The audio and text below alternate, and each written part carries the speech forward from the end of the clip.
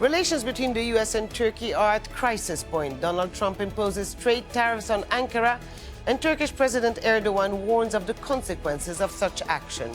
Will ties between the countries deteriorate even further, or can they be contained? This is Inside Story.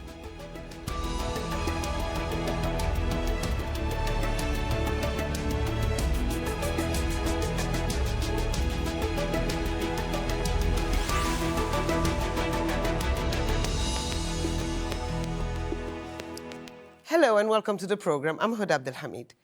Tension is growing between the U.S. and Turkey. On Friday, U.S. President Donald Trump announced he is doubling tariffs on Turkish steel and aluminium. Turkey warned it would be retaliating against the U.S. move. There are fears the dispute could hurt Turkey's economy more. The Turkish lira has hit record lows against the dollar in recent days. The row is related to the detention of U.S. Pastor Andrew Brunson on terror-related charges in Turkey. But the differences between the two NATO allies have been widening over a number of issues. Kimberly Hackett reports from Washington. It was just the beginning. An unsuccessful 2016 coup against Turkish President Recep Tayyip Erdogan. And when the U.S. refused to extradite the cleric Fethullah Gulen, accused by Ankara of leading the attempted overthrow and who resides in the United States, things got even worse. This is the worst crisis in U.S.-Turkish relations since the U.S. Congress imposed a total arms embargo on Turkey right at the height of the Cold War. On Friday, U.S. President Donald Trump tweeted that he was doubling steel and aluminum tariffs on Turkey, saying our relations with Turkey are not good at this time. The latest move comes during a diplomatic row over this man, an American pastor named Andrew Brunson. He was accused of spying for the United States, arrested and jailed in the aftermath of the 2016 coup. The U.S. denies the charges, defended by evangelical Christians like Vice President Mike Pence. Pastor Andrew Brunson is an innocent man. There is no credible evidence against him. After a July NATO meeting, Trump thought he had a deal to secure Brunson's release. Instead, Brunson was placed under house arrest while his trial continued, outraging Trump. The U.S. responded, leveling sanctions against the Turkish Interior and Justice ministers. The dispute over the pastor is just part of an escalating feud between Trump and Erdogan. Last year, Americans were outraged as Erdogan watched from his embassy in Washington while his security detail beat peaceful protesters. They were later sanctioned by American authorities. U.S. support for Kurdish fighters in the battle against ISIL in Syria, particularly the group known as the YPG, has also deeply upset the Turks, who consider the YPG a terrorist organization. The dispute has sent Turkey's lira plummeting, losing a third of its value this year. President Trump's tariffs against Turkey only adds to an ongoing trade war with allies like the European Union and trading partners like China. In 2 weeks, the U.S. will tariff even more Chinese goods. It is an escalating trade war now with a new front, given the U.S. and Turkish leaders both have a reputation for not backing down. Kimberly Helkett, Al Jazeera, Washington.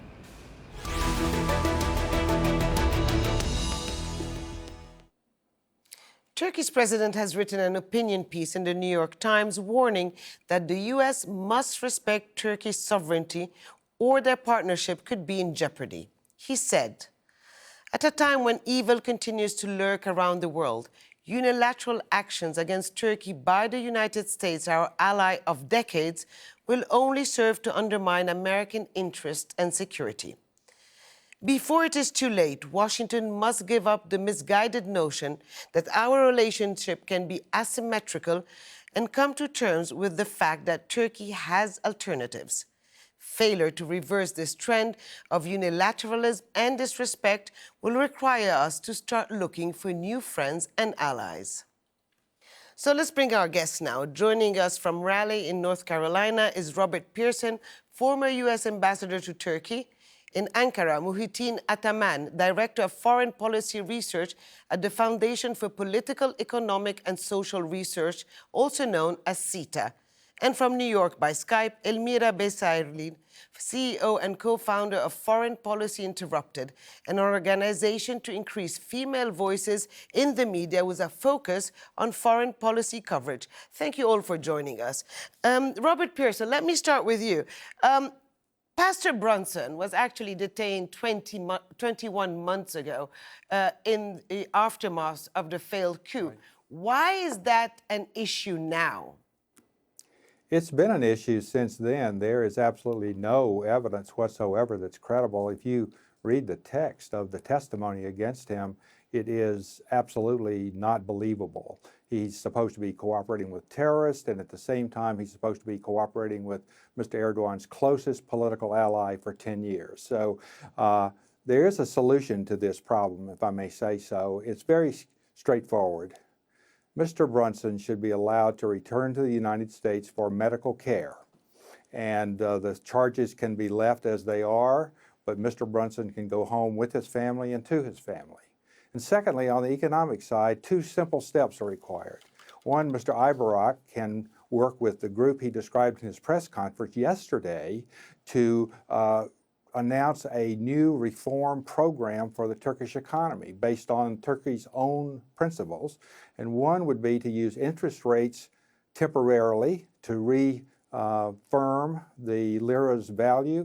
And secondly, to undertake a thorough reform of the Turkish economy along principles that would help Turkey be more competitive in the international arena.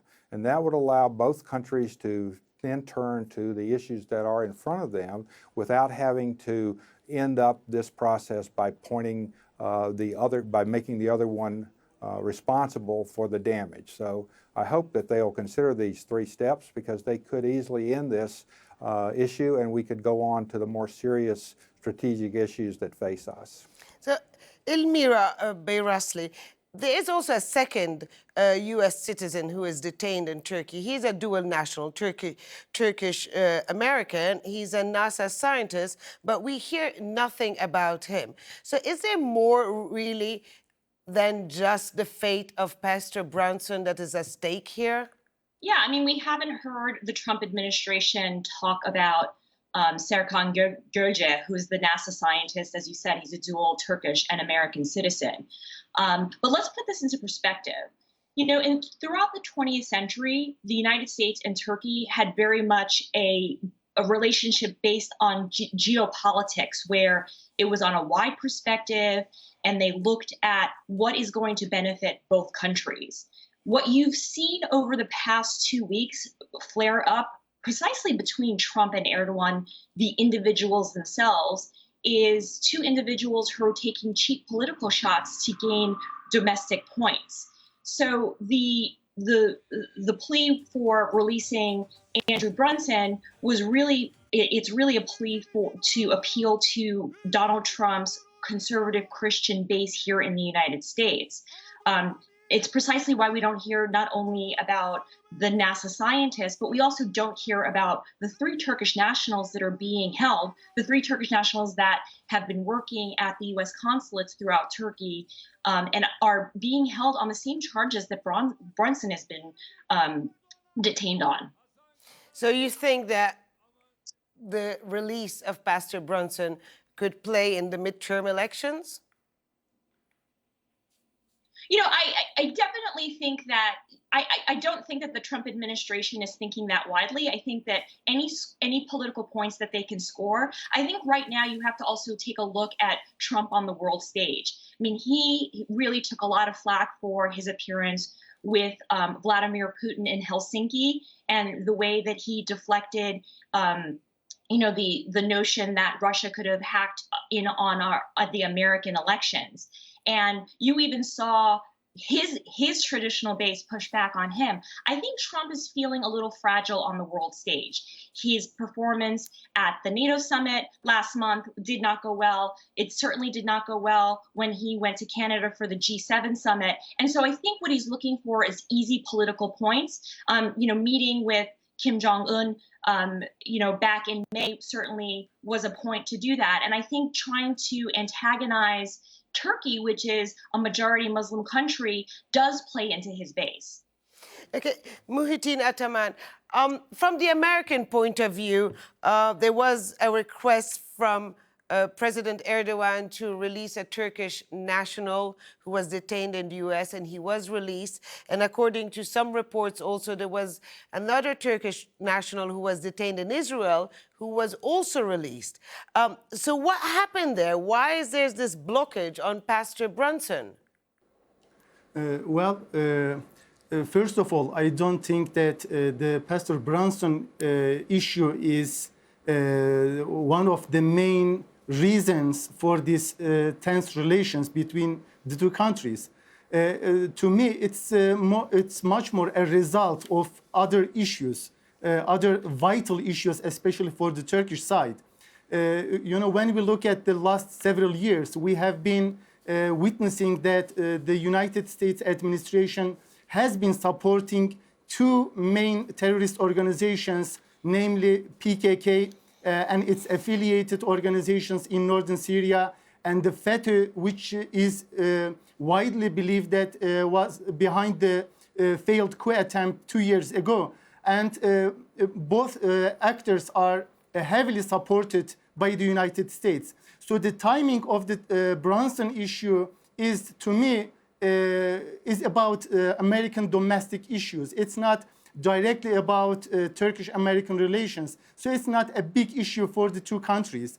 When it comes to releasing some and not releasing some others, we see that thousands of pages of credible claims have been sent to the United States to extradite the leader of the FETA organization, the Fethullah Gülen, who is hosted in Pennsylvania. But the United States remained reluctant all these demands from the Turkish side.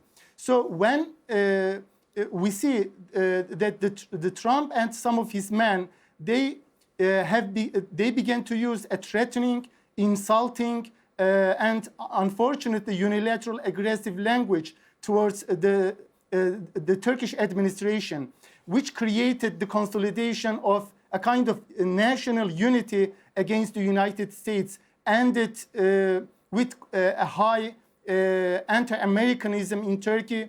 Just yesterday and today, the leaders of the opposition party even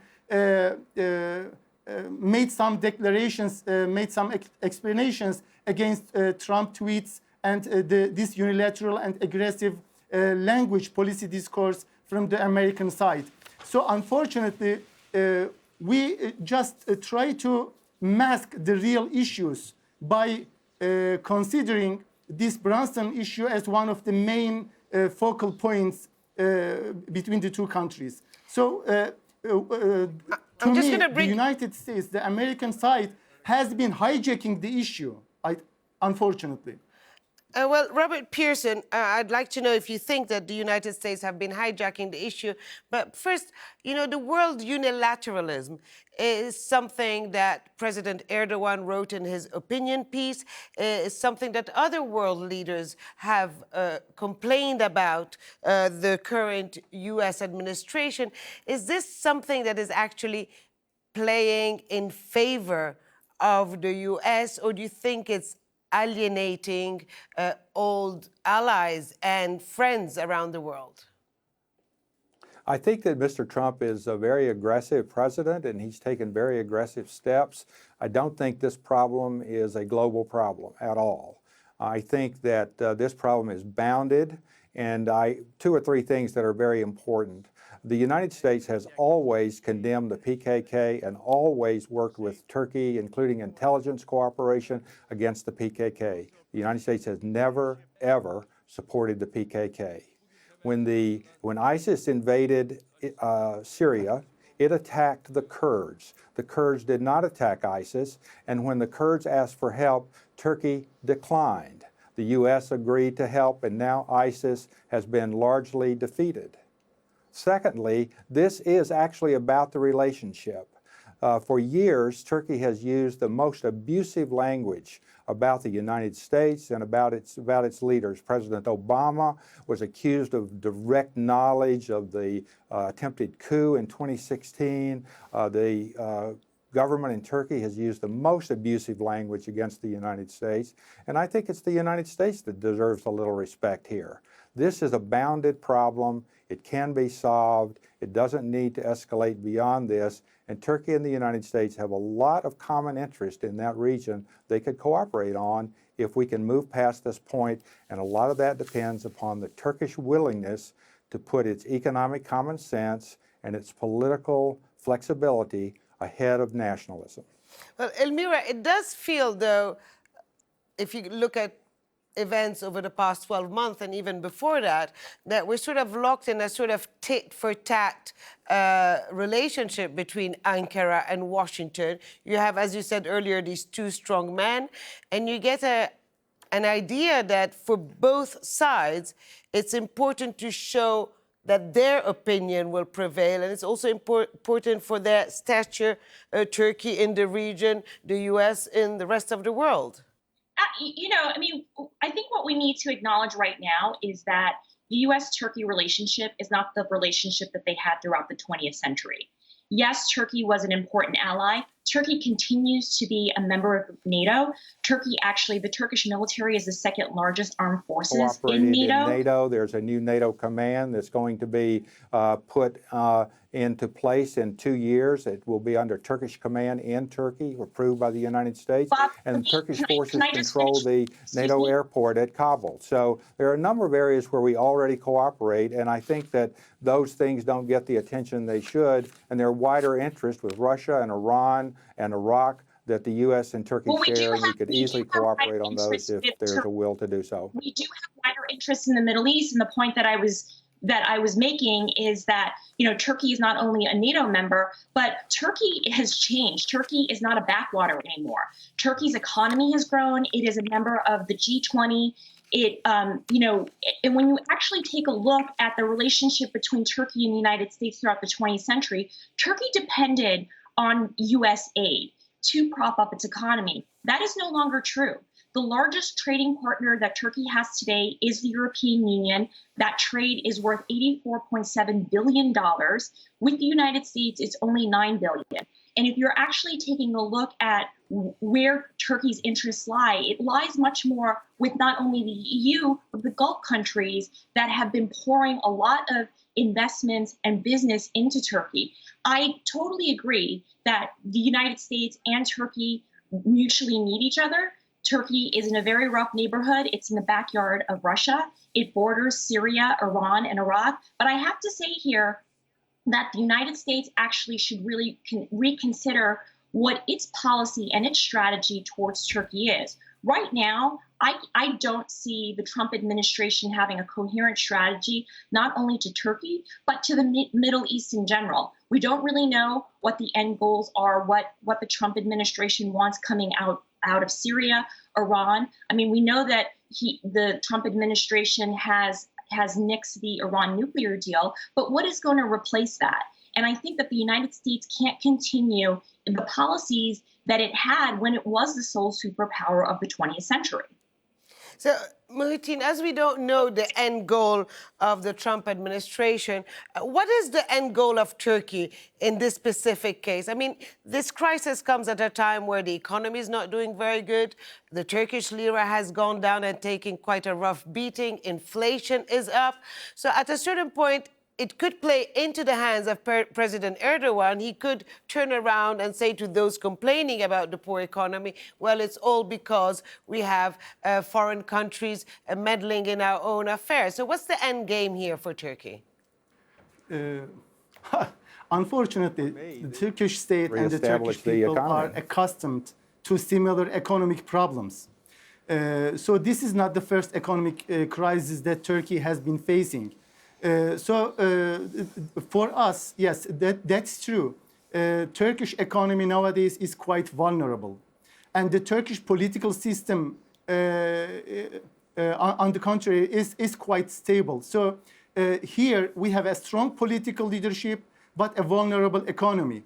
And unfortunately, when it comes to the latest issues, for instance, yesterday's Trump tweet was a direct intervention or economic intervention for political purposes. So the problem is not really economic when it comes to the Turkish-American relations. We know that Trump has been trying to instrumentalize economic relations for political purposes.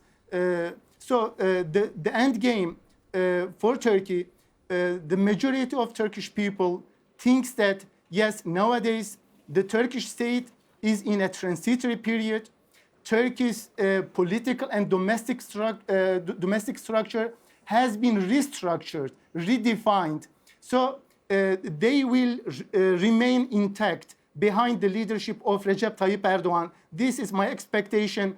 And the leader of İYİ Party, Meral Akşener, the leader of CHP, the main opposition party, they all made explanations and they all blamed the Trump administration for the latest economic intervention. So at the end, yes, Turkey will face some problems.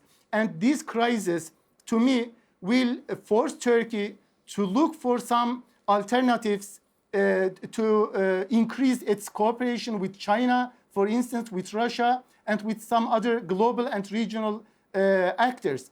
But at the end, unfortunately, the Turkish people, the intellectuals, politicians, even the ordinary man on the street, they all explain that we will not forget what one of the allies, one of the Turkish allies has been trying to do against the Turkish economic system. Okay, so let me bring in Robert Pearson. As Muhittin was saying, Turkey has been a NATO ally for 6 decades. One gets a feeling that the world order, as we have known it so far, is shifting. Isn't there a risk by alienating Turkey and President Erdogan, who is also a strong-willed man, that you will see Turkey move more eastwards toward Russia, China, Iran? I mean, in a few days, we will have a visit of the Russian Foreign Minister, Sergei Lavrov, to Ankara. Iran said that it will support Turkey and help its neighbor as much as it can. Isn't that a risk for Washington? There is a risk in international affairs in all relationships with countries, and since the end of the Cold War, countries have begun to act more independently, and Turkey has been on an independent track now for at least a decade. So there isn't anything new about the strategic orientation of Turkey trying to find its own place in the world and separating itself a bit from the United States and from the European Union as well. But I think that the point that's really important to keep in mind here is there are 2 ways people look at problems. One is it's a game. They want to know what this guy's doing and that guy's doing and this and that. And the other way to look at it is to think about the strategic interest. The U.S. has no interest in a weak Turkish economy. Turkey has run a trade deficit since the 1970s.